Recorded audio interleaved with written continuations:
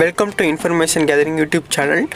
இன்றைக்கான வீடியோ என்னென்னு பார்த்தீங்கன்னா, இப்போ லித்தியம் அயன் பேட்டரியில் லித்தியம் ஃபெரோபாஸ்பேட் பேட்டரிலாம் பார்த்தீங்கன்னா மோஸ்ட்லி எல்லா பேட்டரியிலும் பார்த்தீங்கன்னா பாசிட்டிவ் டெர்மினல் வந்து லைட்டாக பல்ஜாக இருக்கும், நெகட்டிவ் டெர்மினல் வந்து ப்ளைனாக ரவுண்டாக இருக்கும்.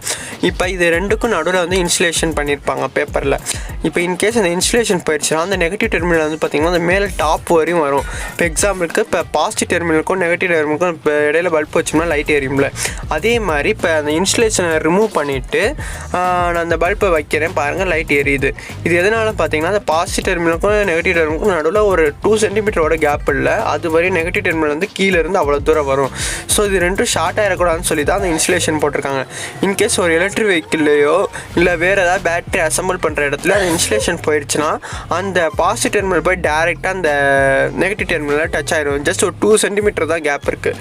ஸோ இதை அவாய்ட் பண்ணுறதுக்காண்டி தான் என்ன பார்த்தீங்கன்னா ஒரு இன்சுலேஷன் டேப் மாதிரி ரவுண்டாக ஷேப் கட் பண்ணிட்டு அதில் அந்த இடத்துல ஒட்டினோம்னு வச்சுக்கோங்களேன், இந்த மாதிரி அஃபெக்ட் ஆகாது. இந்த மாதிரி ஸ்டிக்கர் வாங்கிட்டு இன்சுலேட்டர் வந்து பாசிட்டிவ் பிளேட்டில் ஃப்ளாட்டுக்கும்.